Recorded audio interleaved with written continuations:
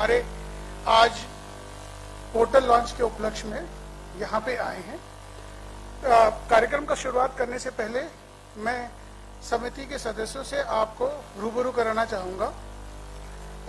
समिति की अध्यक्षा माननीय न्यायाधीश जस्टिस रंजना देसाई मैडम हैं, जो बीच में हैं। Justice Desai madam supreme court की न्यायाधीश रही हैं, साथ में वो डिलिमिटेशन कमीशन की भी अध्यक्षा रही हैं। वर्तमान में आवाज नहीं आ रही है? अच्छा अच्छा,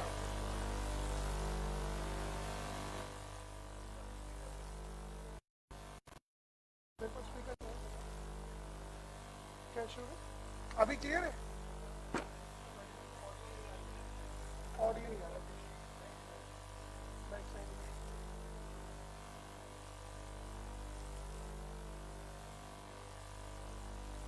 चलिए, आप लोग को तो आ रही है ना आवाज, तो कर लेते हैं, कोई बात नहीं।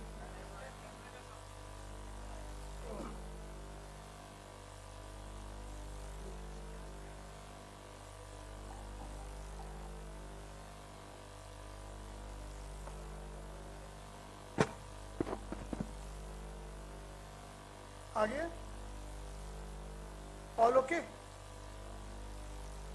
ठीक है, ओके ठीक है, मैं दोबारा शुरुआत कर देता हूँ। ठीक है, कोई बात नहीं। समिति की अध्यक्षा माननीय न्यायाधीश जस्टिस रंजना देसाई मैडम से आपको मिलवाना चाहूँगा। जस्टिस रंजना देसाई मैडम पहले डिलिमिटेशन कमीशन सुप्रीम कोर्ट की न्यायाधीश के साथ साथ बाद में वो डिलिमिटेशन कमीशन की अध्यक्षा रहे, और मैडम इस समय इस पूरी समिति का मार्गदर्शन और तथा पूरा समन्वय और बाकी चीजों के लिए भी हम लोगों को मार्गदर्शन दे रही हैं। मैडम के राइट में जस्टिस प्रमोद कोहली हैं। जस्टिस प्रमोद कोहली भी पहले मुख्य न्यायाधीश थे सिक्किम हाई कोर्ट के। वो कैट सेंट्रल एडमिनिस्ट्रेटिव ट्रिब्यूनल के पूर्व अध्यक्ष भी हैं और वर्तमान में वो इस समिति के माननीय सदस्य हैं। मैडम के लेफ्ट में श्री शत्रुघ्न सिंह सर हैं। जैसा कि आप जानते हैं कि एक वरिष्ठ ब्यूरोक्रेट और आईएएस के साथ साथ वो इस राज्य के पूर्व मुख्य सचिव भी रहे हैं, और उनका योगदान तथा उनका अनुभव इस कमेटी के लिए अमूल्य है। फिर जस्टिस प्रमोद कोहली के साथ उनके राइट में प्रोफेसर सुरेखा डंडवाल मैडम हैं, जो कि दून विश्वविद्यालय की वाइस चांसलर हैं और आप सभी उनसे भली भांति परिचित भी हैं। श्री शत्रुघ्न सिंह सर के साथ उनके लेफ्ट में मिस्टर मनोज गौर हैं, मनु गौर हैं, जो एक सोशल एक्टिविस्ट भी हैं और एक समाज सेवक भी हैं, तथा विभिन्न राज्य और नागरिकों के हित के मुद्दों पे उन्होंने अपनी बात बेबाकी से रखी भी है।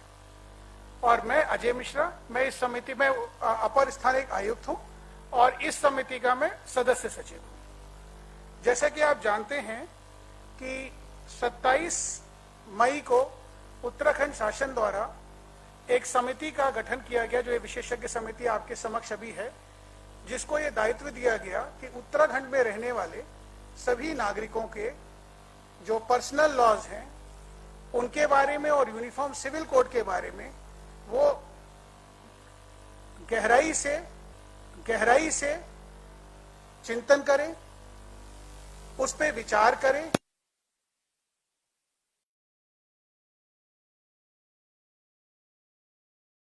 रूपरेखा को बनाते हुए उसको कैसे क्रियान्वित करेंगे। इस दिशा में समिति समय समय पर बैठकें दिल्ली और उत्तराखंड में करती आई है। यह पूर्ण समिति की 5वीं बैठक होगी आज।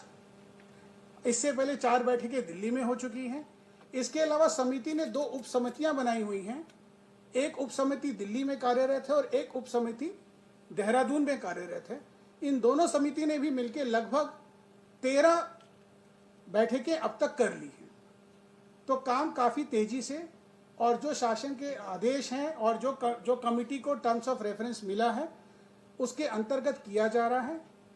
आज का उद्देश्य यह है कि क्योंकि यह एक बहुत संवेदनशील मुद्दा है, तो समिति चाहती थी कि उत्तराखंड के सभी नागरिकों के जो कि इस विषय पे अपना मंतव्य, अपना सुझाव, अपनी कठिनाई बताना चाहें, जिसको हम स्टेक होल्डर कंसल्टेशन भी बोलते हैं, इसको सुचारू रूप से लाने के लिए और पारदर्शी ढंग से लाने के लिए समिति ने एक निर्णय लिया कि एक पोर्टल बनाया जाएगा, जो पोर्टल आज माननीय अध्यक्षा के करकमलों से हम लोग अभी लॉन्च करेंगे आप लोगों के सम्मुख।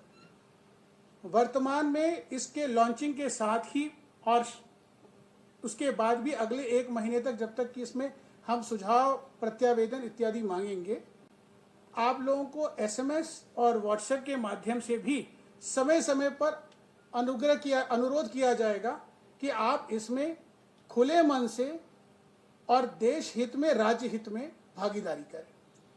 तो इन्हीं शब्दों के साथ मैं अभी यहाँ विराम लेता हूं।